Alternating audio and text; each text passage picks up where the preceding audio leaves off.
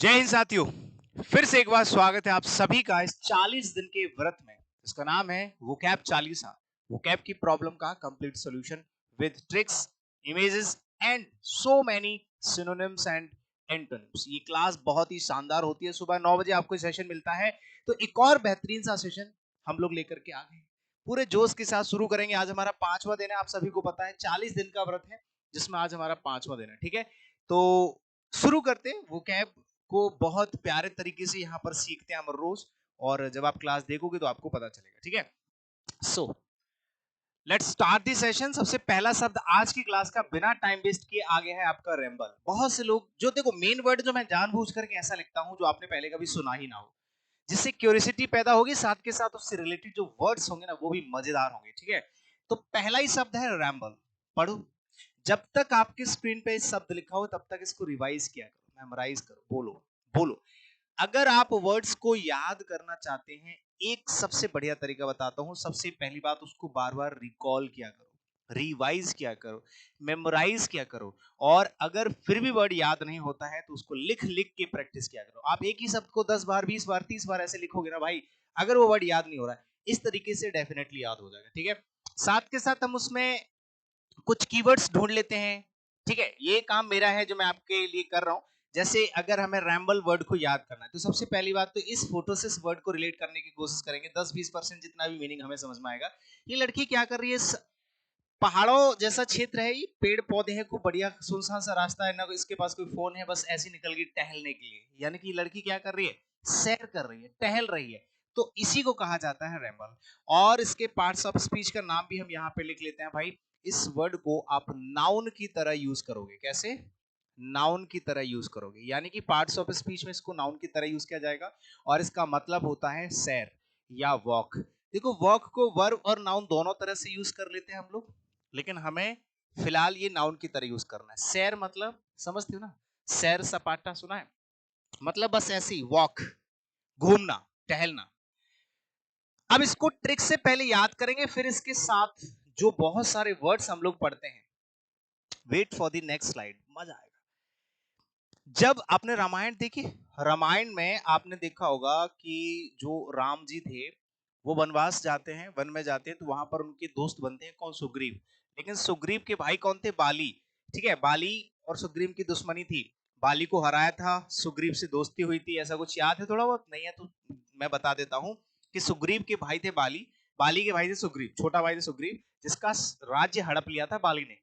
इसलिए श्री राम जी उस बाली को हराने गए, उसको तीर मारा, फिर उसके बाद सुग्रीव के साथ मिलकर के सीता को छुड़ा के लाया। ऐसा कुछ सीन था। ठीक है, वनवास के दौरान भगवान राम ने बाली, बाली जो था जिसको मारा था, उसके भाई सुग्रीव के साथ उन्होंने पूरे किष्किंधा जो राज्य था, किष्किंधा जो पहाड़ है, उसकी सैर करी। मतलब पूरे वन की सैर करी या वहां की आसपास की सैर करी। ठीक है, अब ये नाउन की तरह यूज हो रहा है।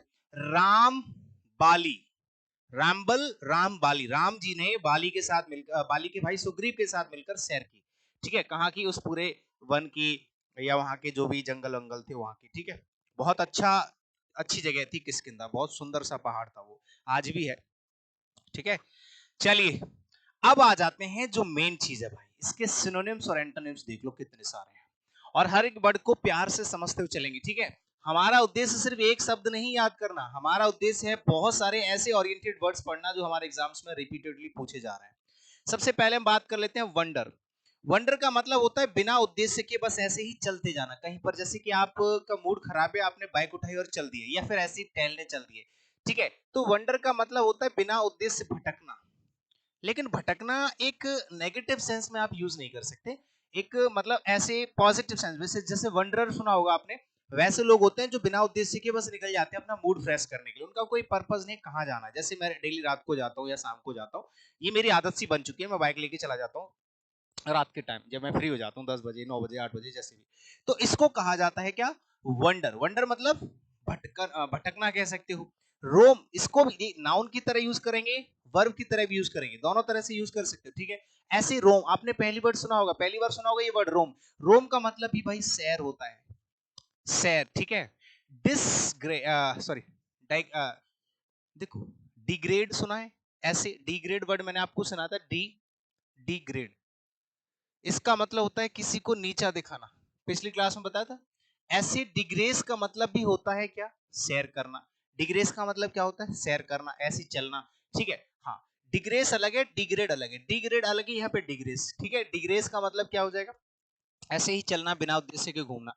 एक होता है स्ट्रॉल, ये मोस्ट इंपॉर्टेंट है, मैंने कई बार बता भी रखा है कि स्पोकन इंग्लिश में बहुत बार पूछा जाता है कि जैसे आप खाना पीना खाने के बाद आप थोड़ा सा टहलने जाते हो, जाना चाहिए, तब हम लोग बोलते हैं लेट्स हैव अ स्ट्रॉल, ऐसे करके चलिए थोड़ा सा बाहर घूम के आते हैं। तो स्ट्रॉल का मतलब होता है ऐसे सैर पे निकल जाना, चहलकदमी। चहलकदमी मतलब धीरे धीरे धीरे धीरे कदम रख के आप चल रहे, इसको कहा जाता है स्ट्रॉल। वंडर, रोम, डिग्रेस, स्ट्रॉल। एक होता है मॉन्डर। मॉन्डर आप इसको कैसे याद करोगे, ट्रिक से, मंदिर से याद कर लो। हम मंदिर गए थे सैर करते हुए, और ज्यादातर हर एक गांव में एक मंदिर जैसा होता है, हर कॉलोनी में एक मंदिर जैसा होता है, तो हम लोग ऐसी मंदिर की तरफ चले जाते हैं, हमारे यहाँ है, हम लोग मंदिर की तरफ सैर करने निकल जाते हैं कि चलो मंदिर पे चलते हैं, ठीक है। तो मॉन्डर, मंदिर, मंदिर की तरफ आपने क्या किया, सैर की, ऐसे भटकते चले गए, ठीक है, मंदिर की तरफ। सॉन्टर, सॉन्टर का मतलब भी चहलकदमी, ऐसी सैर करना, सैर। नाउन और वर्ब, बहुत से वर्ड ऐसे हैं जो नाउन और वर्ब दोनों तरह से यूज हो सकते हैं, कुछ वर्ड ऐसे हैं जो सिर्फ नाउन की तरह यूज होंगे, ठीक है। जैसे यहाँ पे देखो प्रोमेनेड, प्रोमेनेड का मतलब भी यही होता है, सैर, यहाँ पे लिख लो भाई, सैर। क्या, प्रोमेनेड का मतलब क्या होता है, प्रोमेनेड का मतलब भी क्या होता है, सैर। ये अच्छे अच्छे वर्ड्स मैं ढूंढ के लाया हूँ, ठीक है। एक होता है एक्सकर्शन, डबल स्टार ले लो उस पे भाई, 2 स्टार लगा दो इसके, ऐसा ही बना दो इसको। एक्सकर्शन का मतलब होता है, ठीक है, ऐसे ही। ट्रिप भी होता है। एम्बल बड़ा इंपॉर्टेंट वर्ड है। सैर समझते हो, सैर पहले मीनिंग समझ लो, सैर का मतलब क्या होता है, आपके ऊपर कोई स्ट्रेस नहीं है, और ज्यादातर जो वर्ड्स का मीनिंग होना चाहिए वो होना चाहिए बिना उद्देश्य के, जब आप कहीं पर निकल जाते हैं, उद्देश्य के साथ भी निकल सकते हो सैर करने के लिए, चलो सैर पे चलते हैं। घूमने, घूमना बोलते हैं ना, घूमने फिरने, कहीं पे भी चले जाते हो, तो उस घूमना को, उस फिरना को, उस सैर करना को, इसी को कहा जाता है क्या, मॉन्डर कह सकते हो, सॉन्टर कह सकते हो, ठीक है, और प्रोमेनेड कह सकते हो, एक्सकर्शन। ट्रिप तो कॉमन वर्ड है, ये तो आपको सबको पता होगा। फिर एक एम्बल वर्ड है, बढ़िया शब्द है। ये बहुत से वर्ड्स आप लोगों को याद नहीं होंगे, पहले से आपको याद नहीं होंगे, जैसे एम्बल वर्ड है, प्रोमेनेड वर्ड है, ये बहुत अच्छे अच्छे और नए वर्ड है, ठीक है, तो इनको याद करना। एक बार फटाफट से रिवाइज कर लेते हैं।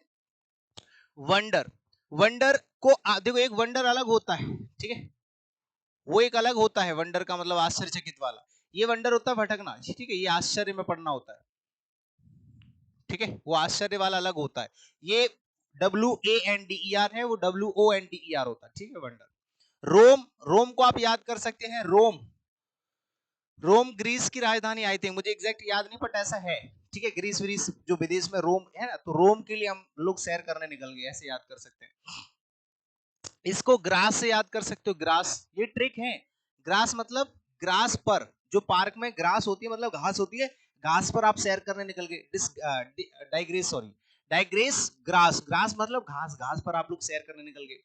मॉन्डर, मंदिर की तरफ आप सैर करने निकल गए।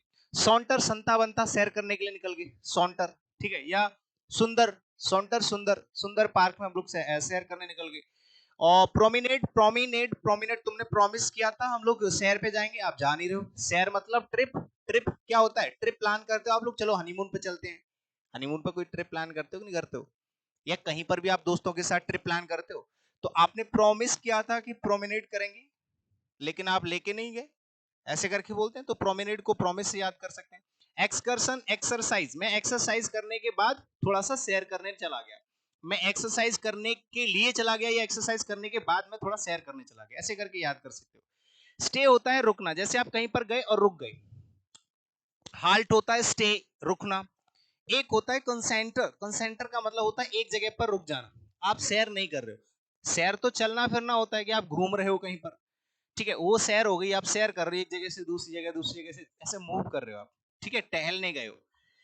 लेकिन कॉन्सेंटर का मतलब होता है एक जगह, एक जो फोकस होता है एक जगह, स्टे, ठीक है, फ्रीज होना, फ्रीज होना एक जगह पर आप फ्रीज हो गए हो, ठीक है, स्टॉप हो गया, रन हो गया, रन होता है दौड़ना, ये तो धीरे धीरे कहीं पर भी घूमना होता है, इसमें कोई भागना नहीं है आपको बहुत तेजी, लेकिन रन हो जाएगा बहुत तेजी से दौड़ना। एक होता है सीज, मतलब रोकना, ठीक है, ये सीज हो जाएगा, रोकना। तो स्टे हो गया, हाल्ट हो गया, कॉन्सेंटर हो गया, फोकस हो गया, ये कॉमन वर्ड्स हैं, बट ऊपर वाले सारे के सारे वर्ड्स बहुत ज्यादा अच्छे वर्ड्स हैं, ओरिएंटेड हैं, जिनके आने की उम्मीद ज्यादा है, ठीक है। मैंने 40 दिन का व्रत भी इसलिए रखा है ये, इस सीरीज का नाम, क्योंकि मैं आपको चाहता हूं इस 40 दिनों में, आपको भी पता है वोकैबुलरी पूरी तो होती नहीं है 40 दिन में, लेकिन मैं आपको सिलेक्टेड कंटेंट दे दूं कि इससे बाहर आपको ज्यादातर वर्ड्स इसी में से मिल जाए, बाहर कुछ मिले ना। एक बड़ा प्यारा सा शब्द यहाँ पे लिखा है सोपोरिफिक। सोपोरिफिक का मतलब क्या होता है, फोटो से देख के थोड़ा सा आइडिया लगा सकते हैं। ये औरत है। You should you had stay awake, क्या है, you would stay awake this time, तुमने कहा था कि मैं इस टाइम तक जग जाता हूं, लेकिन ये तो जगा ही नहीं, इसने कॉपी फैल गई इसकी, ये मतलब नींद में है। आप देख रहे हो इस फोटो को, इसने कहा है कि तुमने कहा था कि तुम इस टाइम तक जग जाते, लेकिन तुम तो अभी तक जगे ही नहीं, यानी कि अभी सो रहा है, मतलब ये नींद में है। तो इसी का मतलब हो जाएगा सोपोरिफिक का मतलब होता है नींद में होना या निद्राजनक स्थिति में होना, यानी कि स्लीपी। ये पार्ट्स ऑफ स्पीच में कैसे यूज होगा मेरे भाई, ये पार्ट्स ऑफ स्पीच में एडजेक्टिव की तरह काम करेगा। कैसे, एडजेक्टिव की तरह काम करेगा, ठीक है, पार्ट्स ऑफ स्पीच में, ठीक है। स्लीपी भी आपका एडजेक्टिव की तरह काम करेगा। आगे बात समझ में, यानी कि निद्राजनक स्थिति में होना। इसको याद कैसे करोगे, सोपोरिफिक को, सो पोरी पुरी, पुरी मतलब पूड़ी, पूरी मतलब पूड़ी, ठीक है।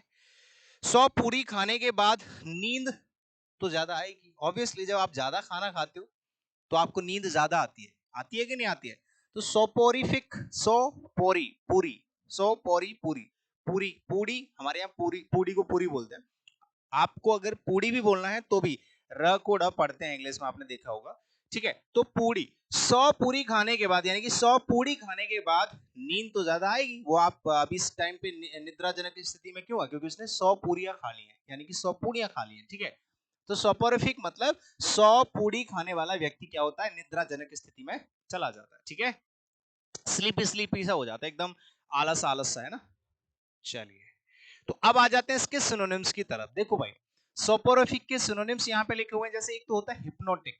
हिप्नोटिक मतलब समझते हो, जैसे कि अगर आप पे किसी ने जादू कर दिया, तो अब आपका आपके ऊपर कंट्रोल खत्म हो गया, यानी कि कोई और आपको कंट्रोल कर रहा है ऐसे ऐसे करके।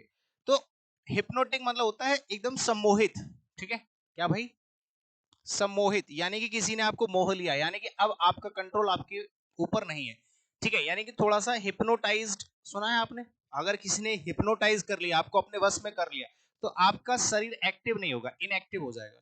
ऐसे ही सेडेटिव होता है। अब सेडेटिव को तो आप ट्रिक से और वैसे भी याद कर सकते हैं। अगर कोई व्यक्ति सैड है, तो सैड मतलब दुखी आत्मा। अगर कोई व्यक्ति दुखी आत्मा है, वो हमेशा आलस्य में रहता है, ठीक है।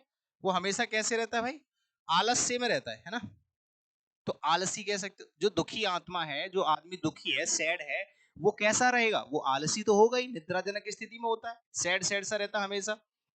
ड्रॉजी तो कॉमन वर्ड है भाई, नींद में होना।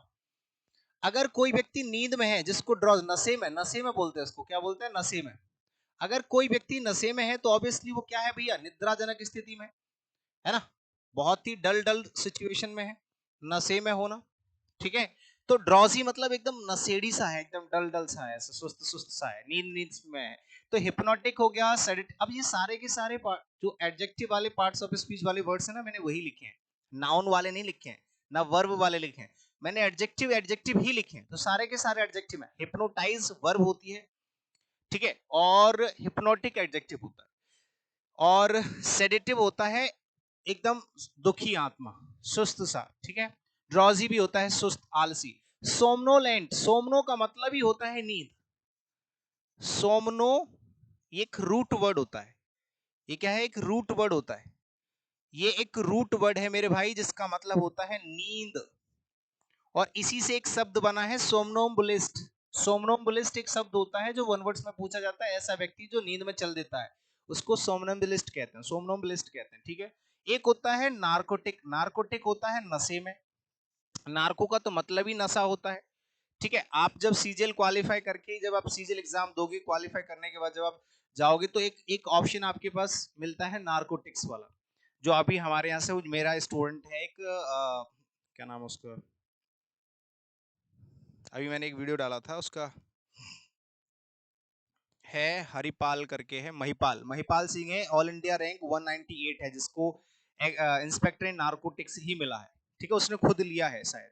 तो नारकोटिक्स क्या है, एक अपना विभाग है जिसमें ये नशे पते की चीजों का थोड़ा एग्जामिनेशन किया जाता है, इसमें कोई इलीगल एक्टिविटी ना हो उसको देखा जाता है। तो नारकोटिक का मतलब होता है नशे से जुड़ा हुआ, यानी कि अगर कोई व्यक्ति नशे में है, जैसे अभी फोटो देखा होगा, तो वो एक तरीके से नशे में ही लग रहा है। नींद और नशा दोनों लगभग लगभग सेम से होते हैं, ठीक है। ओपिएट होता है, ओपिएट। फिर आता है कामेटिव, ऐसा व्यक्ति जो शांत रहता है, एकदम सुस्त। कामेटिव, कुछ ज्यादा ही काम नहीं है वो, तो ऐसे व्यक्ति को कामेटिव कहो। ट्रैंक्विलिटी, सुना होगा आपने वर्ड एक ट्रैंक्विलिटी, यहां पे समझा देता हूं। एक शब्द होता है ट्रैंक्विल, बहुत प्यार, ये समझा इसलिए रहा हूं क्योंकि ये वर्ड बहुत बार पूछा गया। ट्रैंक्विलिटी नाउन की तरह यूज होता है, इसका मतलब होता है शांति। और ट्रैंक्विल होता है शांत, और ट्रैंक्विलाइजिंग भी ये आपका पार्ट्स ऑफ स्पीच में एडजेक्टिव का काम करेगा, प्रेजेंट पार्टिसिपल, तो इसका मतलब भी हो जाएगा शांत। ऐसा व्यक्ति जो शांत रहता है। इसमें और भी वर्ड्स लिख सकते हो, जैसे डल हो गया, ड्राउजी हो गया, ठीक है। ये बहुत सारे शब्द होते हैं, आप देखो कितने सारे वर्ड्स हो गए। एक तो हिप्नोटिक हो गया, हिप्नोटिक हो गया, सेडेटिव हो गया, ड्राउजी हो गया, सोमनोलेंट हो गया, सॉरी सोमनोलेंट हो गया, नार्कोटिक हो गया, ओपिएट हो गया, कामेटिव हो गया, ट्रैंक्विलाइजिंग हो गया, डल हो गया। ये सारे इसके सिनोनिम्स हो जाएंगे, ठीक है। हाँ, तो ड्राउजी, दादाजी हमारे कैसे हैं, ड्राउजी हैं, ऐसे याद कर लो। सेडेटिव, जो सैड होता है वो सेडेटिव होता है, ठीक है। जो सेडेटिव होता है वो सैड होता है। आगे बात समझ में। फिर आ जाता है हिप्नोटिक, हिप्नोटाइज करने वाले लोग कैसे कर देते हैं, हिप्नोटिक कर देते हैं। नार्कोटिक्स तो आप नशे से याद कर ही सकते हैं। ओपिएट आप याद कर सकते हैं, ऑपरेशन या ऑपरेशन जब करते हैं तो लोगों को एकदम सुस्त अवस्था में पहुंचा देते हैं। ओपिएट जो ऑपरेट करते हैं या उसका ऑपरेशन करते हैं, तो उस व्यक्ति को नशे की हालत में नशे का इंजेक्शन देके या उसको बेहोशी का इंजेक्शन दे देते हैं ना। तो ओपिएट मतलब ऑपरेशन कर दो तो पहले उसको ओपिएट बना देते हैं, उसको क्या कर देते हैं, ओपिएट कर दो, पहले इसको एकदम डल सा कर दो, तब इसका ऑपरेशन करेंगे, ठीक है। ट्रैंक्विलिटी से मैंने ट्रैंक्विलाइजिंग वर्ड को याद करा दिया। आगे आ जाते हैं स्टिमुलेट करना। स्टिमुलेट एक वर्ब होती है, आप लोगों ने पढ़ा ही होगा। स्टिमुलेट, स्टिमुलेट वर्ब की तरह यूज होगा, इसका मतलब होता है किसी को उकसाना। मान लीजिए कि अभी देखिए, जैसे अब कैसे बताऊं, जैसे आप कह सकते हो कि एसएससी का प्रोटेस्ट चल रहा है, तो लोगों ने बाकी के लोगों को भी उकसा दिया, स्टिमुलेट कर दिया कि हाँ भाई आपके हक की लड़ाई है, तो सब लोग हक की लड़ाई लड़ने आ गए, ठीक है। ऐसे करके याद कर सकते हैं। दूसरी चीज, जब नेगेटिवली हम किसी को उकसा देते हैं कि देखो शिट तुमसे क्या कह दिया है, तुमसे ऐसे कह दिया, मैं होता तो तुझसे मारता, तो ऐसे किसी को स्टिमुलेट करना होता है, ठीक है। स्टिमुलेंट जो होता है या स्टिमुलेटिंग होता है, ये दोनों एडजेक्टिव की तरह यूज किए जाएंगे। ये दोनों कैसे यूज होंगे भाई, एडजेक्टिव की तरह। अब ये तो वर्ब है, किसी को उकसाना, और ये होता है उकसाया हुआ या उत्तेजित कह सकते हो। देखो दो तरह के लोग होते हैं, जब आपके दोस्त की लड़ाई हो जाती है तो आप उत्तेजित हो जाते हैं, अरे चल यार, या अपनी बहन की बात आ जाए, अपने घर की बात आ जाए, अपने दोस्त की बात आ जाए, तो एकदम स्टिमुलेट हो जाते हैं हम लोग, है ना। हाँ, तो स्टिमुलेंट भी कह सकते हो, स्टिमुलेटिंग कह सकते हो।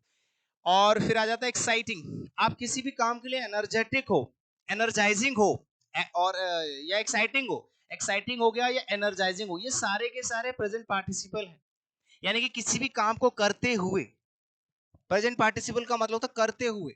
तो एक्साइटिंग मतलब किसी भी काम के लिए एक्साइटिंग हूँ या एक्साइटेड हूँ, सॉरी एक्साइटेड हूँ, मतलब कोई व्यक्ति ऐसा है जो जिसके अंदर एक्साइटमेंट है, उसी को आप एक्साइटेड या एक्साइटिंग कहेंगे, ठीक है। लेकिन एक्साइटिंग ऐसी चीज होती है जिसकी वजह से हम एक्साइटेड होते हैं, दोनों में फर्क है। जैसे मैंने कहा इसकी वजह से मैं एक्साइटेड हो जाता हूँ, तो मैं एक्साइटेड हूँ, ये एक्साइटिंग है। ये इंटरेस्टिंग है, मैं इंटरेस्टेड हूँ। समझ गए, ये फर्क होता है। तो एक्साइटिंग ऐसी कोई चीज जिसकी वजह से एक्साइटमेंट आती है, उसको एक्साइटिंग कहते हैं, और जो एक्साइटेड होता है वो एक्साइटेड है। समझ गए मेरी बात, नहीं समझे ना, दोबारा समझो। जैसे मान लीजिए किसी मूवी को देखे मैं एक्साइटेड हूँ, तो मैं एक्साइटेड हूँ, बट मूवी एक्साइटिंग है। मूवी इंटरेस्टिंग है, मैं इंटरेस्टेड हूँ। ऐसे ही एक्साइटिंग, एनर्जाइजिंग, एनर्जाइज्ड जो होता है या एनर्जेटिक हो, जैसे मैं एनर्जेटिक हूँ, मेरे अंदर एनर्जी है, तो मैं एनर्जेटिक हूँ। लेकिन जिसकी वजह से मैं हूं वो एनर्जाइजिंग है, जिसकी वजह से मैं एनर्जेटिक हुआ हूं वो चीज एनर्जाइजिंग है, ठीक है। तो ऐसी कोई चीज जो हिप्नोटिक नहीं है, एनर्जाइजिंग है, उसकी वजह से मुझे एनर्जी आती है, तो एनर्जाइजिंग हो गया। अवेकिंग ऐसी कोई चीज जो हमें जगा देती है, अवेकनिंग। अवेकनिंग मतलब जो चीज हमें जगा देती है उसको अवेकनिंग कहा जाता है। एक्साइटिंग, जो चीज एक्साइट कर दे हमें, वो एक्साइटिंग है। स्टिमुलेट करने वाली कोई चीज है तो स्टिमुलेंट हो जाएगा। और स्टिमुलेटेड वो होता है जिसको स्टिमुलेट किया जाता है, जैसे कि किसी व्यक्ति ने मुझको मोटिवेट कर दिया, तो वो व्यक्ति या उसकी बातें मोटिवेटिंग है, लेकिन मैं मोटिवेटेड हूं।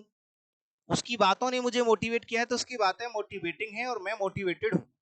ऐसे ही स्टिमुलेटिंग कोई ऐसी चीज है जिसकी वजह से स्टिमुलेट हो जाते हैं, और मैं स्टिमुलेट हो चुका हूं, तो मैं स्टिमुलेटेड हूं, ये पास्ट पार्टिसिपल होता है। ग्रामर सीखनी पड़ेगी, नॉन फाइनाइट वर्ब आपको पढ़नी पड़ेगी, ठीक है। अराउजिंग ऐसी कोई चीज जो जगा देती है आपके अंदर के जानवर को, अंदर की जो भावना है इनको जगाने वाली कोई चीज है अराउजिंग। मैंने कहा इसके शब्द जो है ना, ये मेरी फीलिंग्स को अराइज करते हैं, यानी कि इसके जो शब्द हैं वो अराउजिंग है। कैसे हैं? अराउजिंग है, जो अराउज कर देते हैं, या सॉरी अराइज कर देते हैं मेरी भावनाओं को, फीलिंग्स को। तो अराउजिंग मतलब जगाने वाली कोई चीज।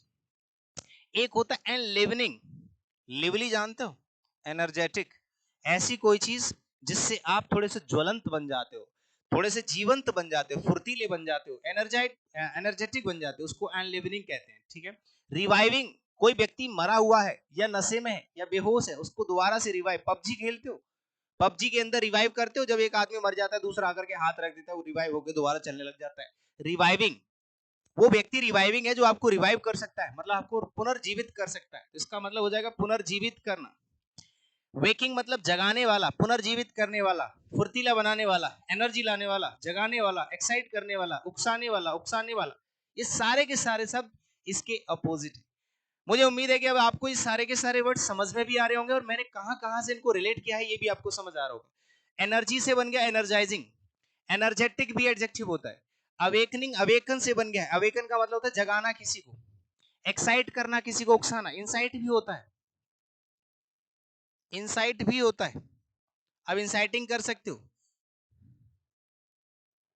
ऐसी कोई चीज जिससे हम किसी चीज को इंसाइट कर सकते हैं उसको इंसाइटिंग भी कहा जाता है, ठीक है। तो उम्मीद है कि अब आपको ये सारे के सारे वर्ड्स और उनके मीनिंग्स और उनको रिलेट करते हुए आप आराम से समझ सकते हैं। और मैं चाहता हूं हर एक वर्ड को बार बार लिख लिख के प्रैक्टिस करो। जब आप लिख लिख के प्रैक्टिस करोगे आपको जल्दी याद होंगे। अगला शब्द देखेंगे क्या होता है, एक्सटरपेट। एक्सटरपेट, एक्सटरपेट, एक्सटरपेट का मतलब क्या होता है, इस फोटो से पहले समझने की कोशिश करेंगे। देखिए इस फोटो में देख रहे हो एक छोटा सा पौधा है, और इस पौधे की जड़ें हैं, लेकिन जड़ें जो है जमीन से बाहर आ गई, यानी कि किसी ने इस पौधे को उखाड़ दिया है। जमीन के अंदर होती तो फोटो ये वाला नहीं होता। तो यानी कि एक्सटरपेट जो वर्ड वर्ड है ये आपका वर्ब की तरह यूज होगा, जिसका मतलब होता है किसी भी चीज को जड़ से उखाड़ना, यानी कि किसी को डिस्ट्रॉय कर देना, पूरी तरह से जड़ से उखाड़ देना। डिस्ट्रॉय कंप्लीटली, किसी चीज को जड़ से उखाड़ देना, ठीक है, उखाड़ना। आगे बात समझ में, मीनिंग समझ में आ गया। वर्ड क्या है, स्टिरपेट। मीनिंग, पहले मीनिंग समझ में आ गया, अब इसकी ट्रिक समझ लेते हैं।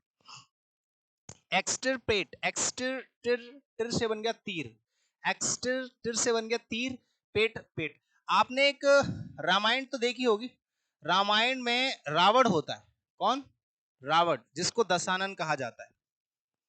रावण होता है जिसको दशानन कहा जाता है।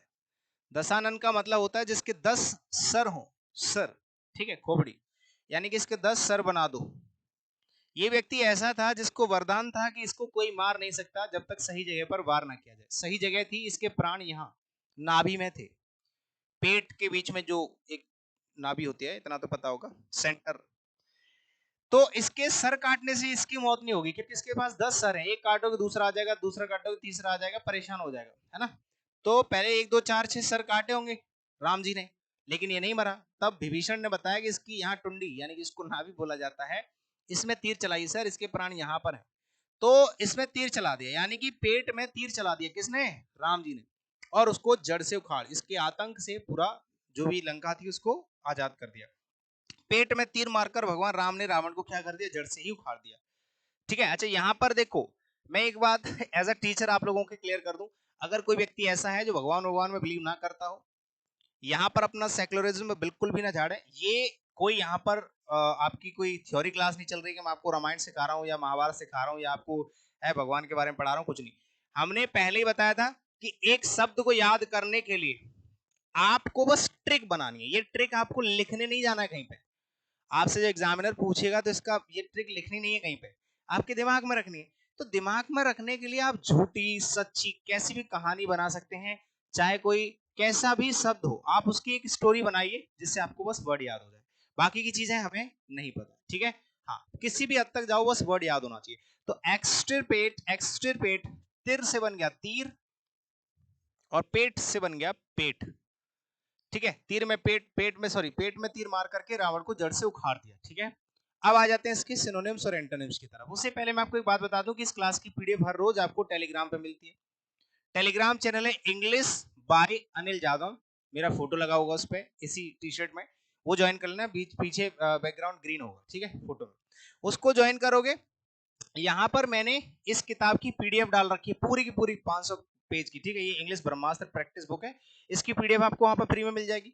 हाथ से लिखे हुए ग्रामर के नोट्स वहां पे पूरी की पूरी बुक की पीडीएफ डाल रखी है, ई बुक, ठीक है, जिसको पैसों से बेचते हैं हम लोग, लेकिन वो प्रीमियम कंटेंट है, सारा फ्री में टेलीग्राम पे डाल रखा है, एक दिन के लिए है, उसको ज्वाइन कर लेना और वहां से डाउनलोड कर लेना। और इसके अलावा मैंने कम से कम 10-20 हजार क्वेश्चंस की बहुत सारी एमसीक्यूज, प्रीवियस ईयर के बहुत सारे वर्ड्स, वोकैबुलरी और क्वेश्चंस की अलग अलग सेक्शन वाइज पीडीएफ डाल रखी है, पिछली कल ही डाली है, वो 1-2 दिन के बाद हट जाएंगी, तो अभी डाउनलोड कर लेना, ठीक है। सब बच्चे फ्री में है, वो बिल्कुल फ्री है, वैसे पेड है लेकिन अभी आपको टेलीग्राम पे बिल्कुल फ्री है। और इंग्लिश का बैच आ चुका है अड्डा 24/7 ऐप पे, तो जाकर के इंग्लिश का स्पेशल बैच ज्वाइन कर लेना। ये मेरा कोड है बाय 1017, ये जरूर लगाया करो, ठीक है, आपको डिस्काउंट मिल जाएगा, बिना कोड के डिस्काउंट नहीं मिलेगा। तो बाय 1017 आपको कोड लगाना, जिससे आपको क्या मिल जाएगा, डिस्काउंट। और इंस्टाग्राम ये है अनिल जादव इंग्लिश करके, सुबह 9 बजे आपको क्लास मिलती है, ठीक है बाबू। चलिए सिनोनिम्स पे आ जाते हैं। देखो बड़ा इंपॉर्टेंट वर्ड है इरेडिकेट करना। एक वर्ड हम लोग ज्यादातर यूज करते हैं, एलिमिनेशन। एलिमिनेशन यानी कि एलिमिनेट करना, मिटाना। तो इरेडिकेट का मतलब भी यही होता है, इरेडिकेट, इरेडिकेट, इरेडिकेट का मतलब भी होता है डिस्ट्रॉय करना या उखाड़ फेंकना, उखाड़ना कह सकते हो, जड़ से उखाड़ना या समाप्त करना होता है। इरेडिकेट का मतलब होता है पूरी तरह से मिटाना, ठीक है, इसका मतलब होता है मिटाना। अगर आपने किसी चीज को मिटा दिया बिल्कुल जड़ से, तो जड़ से मिटाना। एक्सटर्मिनेट करना, बड़े इंपॉर्टेंट इंपॉर्टेंट वर्ड्स हैं, डबल स्टार दो इनको। एक होता है इरेडिकेट, एक होता है ऑब्लिटरेट, बड़ा प्यारा शब्द है। एनिहिलेट, बर्बाद करना पूरी तरह से, अपरूट, जड़ से उखाड़ना, भाई इसका मोस्ट सिमिलर वर्ड है।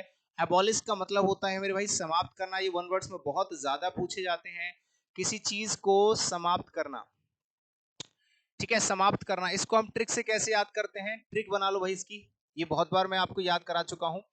पॉलिश, जब आप जूते पर पॉलिश करते हो, पॉलिश से धूल मिट्टी को क्या किया जाता है, एबॉलिश किया जाता है, धूल को एबॉलिश किया जाता है, धूल को समाप्त किया जाता है, ठीक है। हाँ अब पूरा तो नहीं लिख सकते लेकिन आप समझ जाओ। एबॉलिश को पॉलिश से याद कर सकते, जूते पे पॉलिश मरवाते हो ऐसे करके, तो पॉलिश से क्या होता है, धूल मिट्टी समाप्त हो जाती है। अपरूट, तो रूट से याद कर सकते, रूट मतलब जड़, जड़ से खत्म करना, अपरूट करना। इफेस, किसी के फेस पर अगर हम ऐसे कुछ फेंक देंगे तो उसको मिटा देना, खराब करना। एक होता है डिफेस और एक होता है इफेस। एक होता है डिफेस मतलब खराब करना होता है, इसका मतलब होता है खराब करना। किसी का फेस खराब कर दिया है तो डिफेस, और किसी के फेस को मिटा ही दिया है तो इफेस। जैसे आपने किसी के फोटो में से किसी का फेस मिटा दिया तो इफेस कर दिया, किसी के फेस को खराब किया है तो डिफेस किया है। और लिक्विडेट, पानी, पानी में अगर कोई भी चीज बनाओगे तो वो तुरंत ऐसे समाप्त हो जाएगी। लिक्विडेट करना, लिक्विड मतलब होता है जलीय, मतलब थोड़ा सा ऐसा लिक्विड। वैसे ये लिक्विडेट बिजनेस के लिए भी यूज किया जाता है, जैसे आपके पास जो पैसा है वो सब लिक्विडेट हो गया, मतलब बह गया, समाप्त हो गया। आपके पास 100 रुपए थे, खर्च हो गए, लिक्विडेट कर दिया आपने अपने पैसे को। ये स्टॉक मार्केट में सबसे ज्यादा यूज होता है, ठीक है। एलिमिनेट का मतलब होता है किसी चीज को पूरी तरह से जड़ से खत्म करना। Obliterate, ऑब्ली ओबली ओबली obliterate, obliterate. देखो ऑब्लिटरेट को आप ऐसे याद कर सकते हैं, मतलब बहुत तरह से याद कर सकते हैं, अपने अपने हिसाब से देख लेना। ओब्लिटरेट, वैसे ये मैंने जो याद किया था वो ओब्रॉय से याद किया था, ओब्लिटरेट, ओब्रॉय ट्रेड। जो विवेक ओबरॉय, उन्होंने ट्रेडिंग में पूरा पैसा ओब्लिटरेट कर दिया। ओबली ओबरॉय, विवेक ओबरॉय, जो फिल्मों में आते थे पहले, ठीक है, अब नहीं आते क्योंकि सलमान खान ने उनका पूरा करियर बर्बाद कर दिया। तो ओबरॉय मतलब विवेक ओबरॉय ने ट्रेडिंग में, ट्रेड जो स्टॉक मार्केट में, पूरा पैसा बर्बाद कर दिया। मैंने तो ऐसे याद किया, बाकी आप देख लेना अपने हिसाब से। इरेडिकेट, इरेडिकेट का रेड मार्क करके पूरा पैसा बर्बाद कर दिया, ऐसे याद कर सकते हो। Extra minute, extra minute, extra minute, extra minute अगर मिल जाती मुझे, 2 मिनट और मिल जाती है तो जड़ से खत्म कर देता। एक्स्ट्रा मिनट अगर मिल जाती मुझे, इसको बड़े प्यार से याद कर लेना, एक्स्ट्रा मिनट। अगर आपको 2 मिनट और एक्स्ट्रा मिल जाते, पूरे पेपर को जड़ से खत्म कर देते। एक्स्ट्रा मिनट, एक्स्ट्रा मिनट मतलब एक्स्ट्रा मिनट अगर मुझे मिल जाते तो मैं इसको पूरा खत्म कर देता, ठीक है।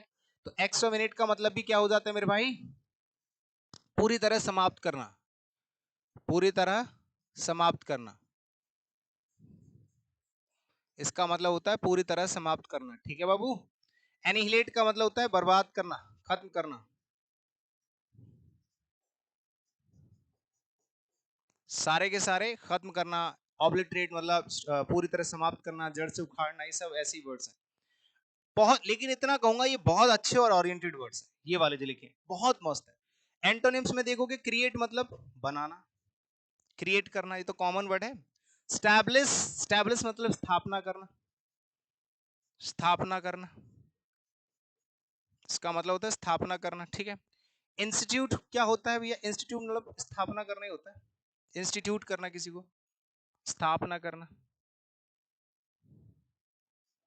स्थापना करना किसी चीज की। अब ये मत कहना इंस्टीट्यूट तो सर वो होता है कोचिंग सेंटर, अरे वो इंस्टीट्यूशन होता है।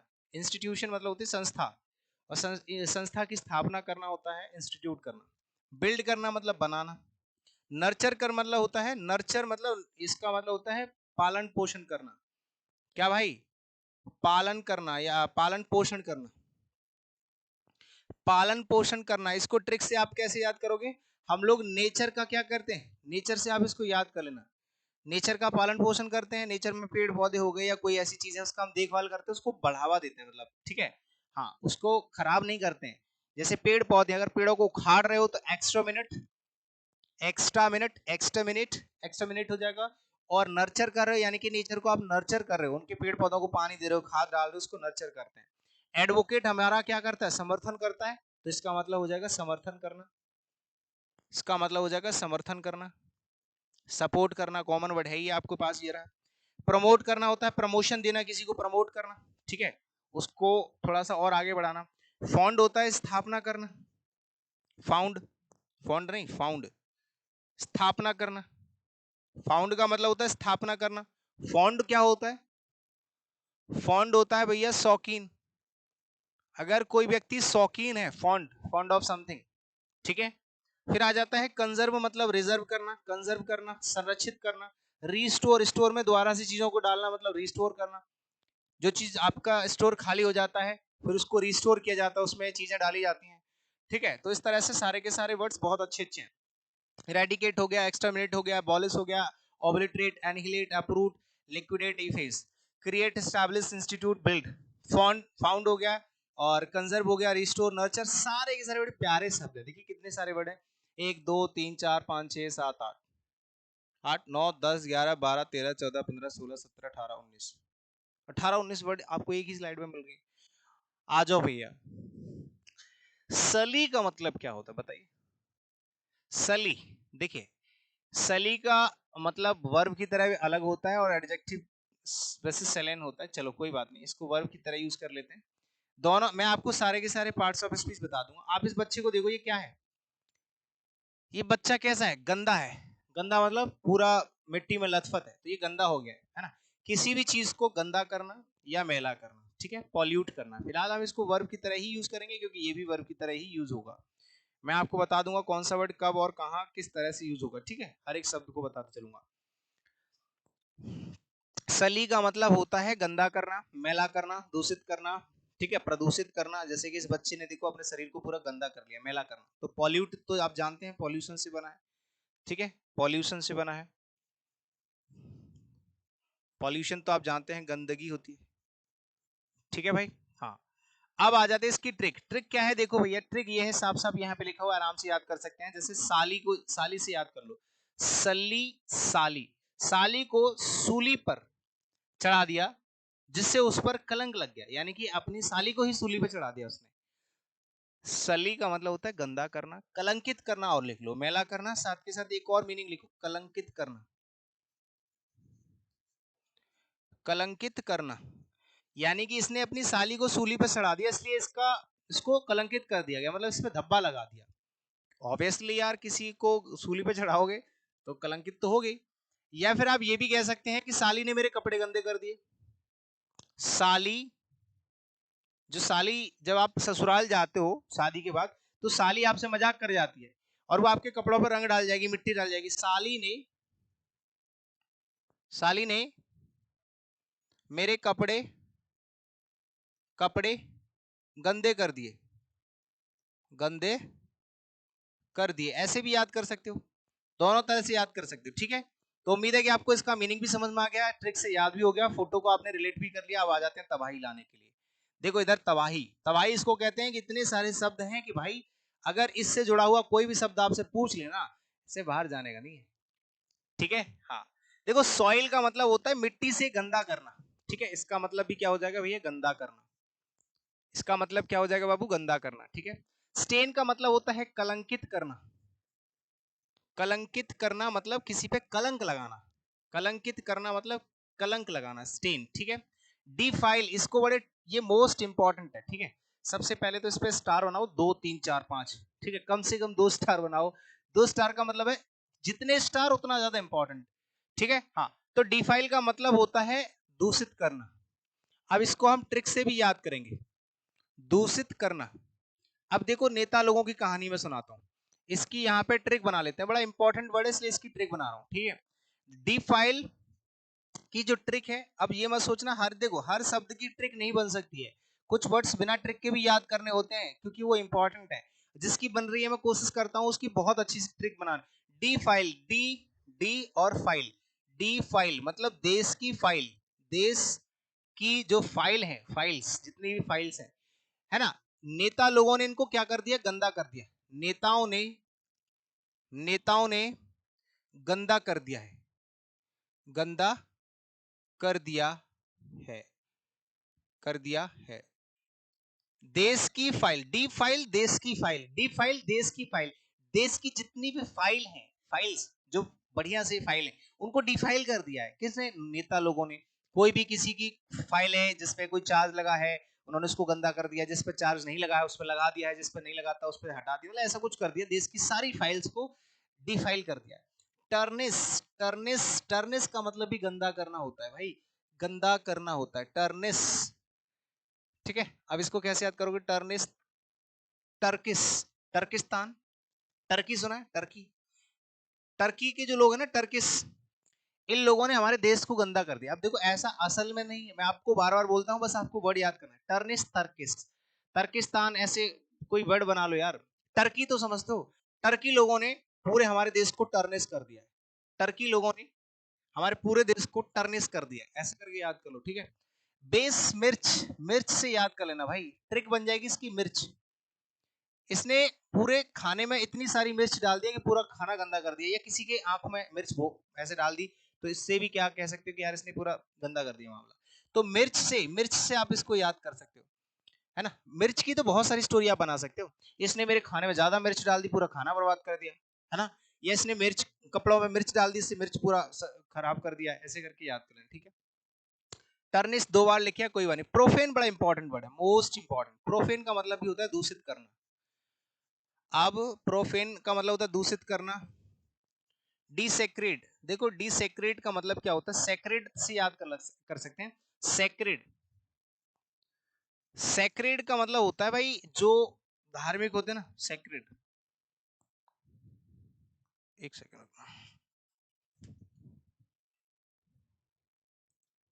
देखो देखो देखो, प्रोफेन हो गया, सेक्रेड, सेक्रेड आपने वर्ड सुना होगा, SACRED। सेक्रेड का मतलब होता है धार्मिक, ठीक है, धार्मिक। अब जो चीजें सेक्रेड होती हैं, धार्मिक होती हैं, इनको लोग क्या कर देते हैं, गंदे कर देते हैं, ऐसे आकर के, मतलब कुछ भी गंदगी फैला दिया, कुछ भी कर दिया। तो ऐसे करके बहुत सी जगह लोगों पे आरोप भी लगाए कि यार इसने सेक्रेड चीजों को, जैसे अगर आप जूते पहन के चले गए सेक्रेड मंदिर में, जूते पहन के चले गए, तो आपने उस जगह को डिसेक्रेट कर दिया, सेक्रेट, डिसेक्रेट। लेकिन इसकी स्पेलिंग ध्यान रखना, इसको ट्रिक से याद कर सकते हैं, सेक्रेड। ये ट्रिक बताइए, सेक्रेड मतलब धार्मिक चीजों को क्या कर देना, डिसेक्रेट कर देना। एडल्ट्रेटेड, एडल्ट लोगों ने अपनी जिंदगी को क्या कर रखा है, दूषित कर रखा है। एडल्ट मतलब जवान लोग, दारू पार्टी कर रहे हैं लोग, इधर उधर जा रहे हैं, मतलब वो उल्टी सीधे काम कर रहे हैं, एडल्ट से याद कर सकते हैं, एडल्ट्रेटेड, ठीक है। क्लॉग हो गया, एस्पर्स हो गया, ये बड़ा इंपॉर्टेंट वर्ड है, इसको याद रखना। एस्पर्स का मतलब भी होता है दूषित करना, कलंकित करना, दोष लगाना, दूषित या कलंकित करना, कलंकित करना, ठीक है। हाँ, एस्पर्स। अब इस पर ऐसे कर लो, इस पर, इसको ऐसे याद कर सकते हैं, इस पर कलंक लगा हुआ है, इस पर कलंक लगा हुआ है, किसका, मर्डर का। इस पर कलंक लगा हुआ है मर्डर का, यानी कि एस्पर्स। एस्पर्स का मतलब एक होता है डिकंटामिनेटेड, बहुत प्यारा शब्द है भाई, अच्छा ये हम लोग क्या कर रहे हैं, हाँ कंटेमिनेटेड होता है, डीकंटामिनेटेड नहीं, कंटेमिनेटेड होता है, ठीक है। डीकंटामिनेटेड तो दूषित, वो तो वैसा हो जाएगा साफ सुथरा, इसमें से डी हटा देना। कंटेमिनेटेड का मतलब होता है दूषित करना, कंटेमिनेट का मतलब दूषित करना होता है और कंटेमिनेटेड होता है दूषित, ठीक है। तो इसका मीनिंग लिख लेना दूषित, दूषित करना, इसका मतलब हो जाएगा दूषित करना, ठीक है। देखो कितने सारे वर्ड्स, एक बार रिवाइज करा देता हूं, ठीक है। सॉइल का मतलब गंदा करना, स्टेन का मतलब कलंकित करना, डिफाइल देश की फाइल को नेता लोगों ने डिफाइल कर दिया, टर्निश टर्की लोगों ने हमारे देश को टर्निश कर दिया, दूषित कर दिया। बेस मिर्च, मिर्च से हमारे पूरे शरीर को गंदा कर दिया, बेस मिर्च हो जाएगा। फिर आ जाता है टर्निश, दो बार हो गया, प्रोफेन हो गया, डिसेक्रेट हो गया, एडल्ट्रेट हो गया, और क्लोक हो गया, एस्पर्स हो गया, और कंटेमिनेट हो गया। ये सारी की सारी वर्ब्स हैं और सबका मीनिंग है वही, दोष लगाना, दूषित करना, पॉल्यूट करना, गंदा करना, कलंकित करना, दूषित, दोष लगाना, दोषित करना, ऐसे करके। फिर आ जाता है क्लीन, मतलब साफ सुथरा करना, बिल्कुल क्लीन, क्लीन हो गया, प्योरीफाई हो गया, और क्लींस हो गया। क्लींस, क्लींस का मतलब भी होता है चीजों को साफ सुथरा करना। वॉश मतलब धुलना। टाइडी, टाइडी अप होता है किसी चीज को साफ सुथरा करना। वैसे टाइडी जो होता है वो पार्ट्स ऑफ स्पीच में एडजेक्टिव का काम करेगा, लेकिन जब आप इसके साथ टाइडी अप कर दोगे तो ये फ्रेजल वर्ब बन जाएगी, या ऐसे फ्रेज कह सकते हो, जिसका मतलब होता है साफ करना। एक होता है डीकंटामिनेट, यानी कि कंटामिनेट का उल्टा, ठीक है। फिर आ जाता है सैनिटाइज, या आपने सैनिटाइजर सुना ही होगा, साफ करना, ठीक करना। अब इसमें कोई भी ऐसा शब्द नहीं है जिसको आप मतलब ट्रिक से याद करो, लगभग सारे के सारे सिंपल वर्ड्स हैं, ठीक है, कॉमन वर्ड्स हैं। अब आ जाता है असर्फ। असर्फ जो शब्द है भाई, इसका मतलब क्या होता है? असर्फ का मतलब होता है, ये वर्ब की तरह यूज होगा, इसका मतलब होता है किसी से कुछ छीनना और हथियाना, हथियाना, हड़पना, ठीक है। हथियाना मतलब किसी भी चीज को आप अपने कब्जे में ले लेना, वो भी इलीगली, टेक ओवर। किसी व्यक्ति, किसी और की चीज को अपने पोजीशन में ले लेना, अपने अधिकार में ले लेना। इसको ट्रिक से कैसे याद करोगे? इसका साउंड ही है असर्प, इसका साउंड है असर्प, असर्प इसका साउंड है, और असर्प से बन गया असर्पियां। असर्पियां पहले के जमाने में जो वो होते थे ना सिक्के, उनको असर्पियां बोलते थे, ठीक है। बहुत महंगे होते थे, कॉस्टली, ठीक है। तो राजा महाराजा अपने दान में ऐसे करके असर्पियां दे देते कि जाओ खाओ, मौज मस्ती करो। तो एक महिला से, एक महिला जा रही थी, उसके पास बहुत सारी असर्पियां थी। एक महिला से चोर ने उसकी असर्पियां हड़प ली, हड़प ली मतलब छीन ली, हत्या ली। चोर ऐसा ही तो करते हैं, असर्पियां छीन लेते हैं, कुछ भी छीन लेते हैं। तो असर्प मतलब असर्पियों को छीन लेना, सीज कर लेना, टेक ओवर कर लेना। एप्रोप्रिएट को थोड़ा सा समझ लेते हैं। देखो एप्रोप्रिएट को जब आप पार्ट्स ऑफ स्पीच में एडजेक्टिव की तरह यूज करोगे तो इसका मतलब होता है उचित, तब इसका मतलब होता है उचित या प्रॉपर, ठीक है। और जब आप इसको वर्ब की तरह यूज करोगे तो इसका मतलब होता है हड़प लेना, तब इसका मतलब होता है हड़प लेना, यानी कि हत्या लेना, ठीक है। तो एप्रोप्रिएट का भी मीनिंग आपको समझ में आ गया। कमांडियर का मतलब होता है कमांडियर, कमांडियर का मतलब होता है किसी चीज पर अपना कब्जा कर लेना। जैसे पहले के टाइम पे क्या होता था, सेना जाती थी, सेनापति और किसी दूसरे की जगह को हथिया लेता था, तो उसको कमांडर क्या करता था, कमांडियर कर लेता था, यानी कि हथिया लेता था, अपना कब्जा कर लेता था। एरोगेट का मतलब भी होता है हथियाना, हड़प लेना, हथियाना या हड़प लेना, इलीगली किसी चीज को अपना बना लेना। अब इसका मिलता जुलता एक शब्द होता है एरोगेंट, ठीक है। एरोगेंट जो शब्द होता है ये होता है अभिमानी, घमंडी। ये कौन होता है भाई? घमंडी होता है। एरोगेंट की स्पेलिंग चेक कर लेना, ARROGANT और ARROGATE, ठीक है। इसमें ई नहीं है और एन है, इसमें ई है और ए है एन की जगह, ठीक है। इसका मतलब हो जाएगा घमंडी, एरोगेंट। और एरोगेंस होता है घमंड। और इसका एक हॉटी शब्द होता है, HAUGHT, और ढोटी भी होता है, ठीक है। डॉटी, डॉटी भी होता है। एक होता है एनक्रोचमेंट, तो आपने देखा होगा, जैसे जब आप पुलिस में जाओगे, दिल्ली पुलिस में, तो यहाँ पे एक एनक्रोचमेंट आता है ना। जैसे आपने देखा होगा कि चलो ये जो एनक्रोचमेंट हटवाए जा रहे हैं दिल्ली में, और यहाँ पर गुड़गांव में जो रोड के किनारे लोग अपनी दुकानें लगा लेते हैं, उसको एनक्रोचमेंट कहते हैं कि उन्होंने जगह को हत्या लिया है, इसको हटवा रहे हैं। तो एनक्रोचमेंट का मतलब होता है, क्या बोलते हैं उसको, रोड पे जो लगा होता है, कुछ बोलते हैं उसको, ठीक है, अभी याद आएगा तो मैं बता दूंगा। एनक्रोचमेंट उसी को कहा जाता है, इंग्लिश में, हिंदी में कुछ और बोलते हैं। तो एनक्रोच करना मतलब होता है हत्या लेना, कब्जा कर लेना, ठीक है, इलीगल कब्जा करना। तो कमेंडियर हो गया, एरोगेट हो गया, अप्रोप्रिएट हो गया, टेक ओवर, सीजर, एनक्रोच। अब आ जाते हैं अपोजिट। जैसे रेलिंक्विश होता है किसी चीज को त्यागना, स्पेशली जब जैसे कोई जो आपकी लत वगैरह होती है ना, उसको अगर आप त्याग रहे हो तो इसका मतलब होता है त्यागना या छोड़ना। ठीक है, रेलिंक्विश बड़ा प्यारा शब्द है, 2017 से बहुत बार रिपीटेडली पूछा गया है, जब क्योंकि मैंने 2017-16 से पढ़ाना स्टार्ट किया है, 17 से सॉरी। त्यागना इसका मतलब हो जाएगा। रेलिंक्विश हो गया, सरेंडर हो गया, आपने अपनी जिद त्याग दी। यील्ड मतलब होता है मान जाना। ठीक है भाई, अगर आप मान गए, मान जाना होता है। फोरसेक होता है किसी चीज को पीछे छोड़ देना, किसी चीज को पीछे छोड़ना, त्याग दिया आपने, जिद को त्याग दिया किसी चीज को। डेजर्ट का मतलब भी होता है लीव, छोड़ देना। ठीक है, लीव तो कॉमन वर्ड है ये। फॉरगो का मतलब होता है जाने देना, जाने देना मतलब छोड़ देना, त्यागना एक तरीके से इसका मतलब भी क्या होता है, त्यागना होता है। ठीक है बाबू। हाँ, फिर होता है एब्डिकेट, ये होता है पद को त्यागना, पद को त्यागना। भाई मैं आपसे एक ही बात बोल सकता हूं कि ये जितने भी शब्द मैंने एंटोनिम्स में लिखा है ना, ये सारे के सारे बहुत ज्यादा इंपॉर्टेंट है, ये मैं दिल से कह रहा हूँ सीरियसली, तो इसको सेट कर लो यहाँ दिमाग में। रेलिंक्विश हो गया, फोर्सवियर होता है, फोर्सवियर भी होता है, फोर्सवियर भी होता है। ठीक है, इसका मतलब भी होता है फोर्सवियर हो गया, फॉर गो हो गया। और एब्डिकेट, अब डिक्टेटर ने, एब्डिकेट अब डिक्टेटर, अब डिक्टेटर ने अपने पद को त्याग दिया है। डिक्टेटर तो जानते हैं तानाशाह, अब डिक्टेटर ने अपना पद को क्या कर दिया, एब्डिकेट कर दिया है। डेजर्ट जो होता है, रेगिस्तान को हमने छोड़ दिया है, अब रेगिस्तान को हमने छोड़ दिया है। अगर आप इसको नाउन की तरह यूज करोगे डेजर्ट को, तो इसका मतलब रेगिस्तान हो जाएगा। अगर वर्ब की तरह यूज करोगे तो छोड़ना होता है। अगर इसको नाउन की तरह यूज करते हैं डेजर्ट को, डेजर्ट को अगर नाउन की तरह यूज करोगे तो इसका मतलब होता है रेगिस्तान। और अगर आप इसको वर्ब की तरह यूज करोगे तो इसका मतलब होता है छोड़ना, लीव। ठीक है, एक डेजर्ट होता है ये वाला डेजर्ट, ये आपका नाउन की तरह ही यूज होता है, इसका मतलब होता है मिठाई, इसका मतलब होता है मिठाई। ठीक है, एक डेजर्टेड होता है, उसमें ईडी लगा दोगे तो वो आपका पास्ट पार्टिसिपल बन जाएगा, जिसका मतलब होता है सुनसान। ठीक है, तो desert, leave, forgo, concede, concede का मतलब भी होता है क्या, चीजों को छोड़ देना या मान जाना। ठीक है, एब्डिकेट होता है सरेंडर, ये सारे के सारे मतलब ऑपोजिट मीनिंग हो गए किसके, असर्ब के। ठीक है बाबू, बस session is over now. I hope कि आपको आज का सेशन भी बहुत अच्छा लगा होगा और बहुत कुछ, बहुत ज्यादा कुछ सीखने को मिला होगा। जाते जाते मैं फिर से कुछ बातें बता दूं आपको। अड्डा 24/7 ऐप पे इंग्लिश का स्पेशल बैच आ चुका है, आप वो इंग्लिश का स्पेशल बैच ज्वाइन कर सकते हैं। उसमें 2 क्लास हो चुके हैं जो कि फ्री हैं, पहले की डेमो क्लासेस। ठीक है, और उनको आप देखिए कहाँ मिलेगा और क्या कोड लगाना है, Y1017, ये कोड याद रखना, Y1017, Y1017 ये कोड लगाना।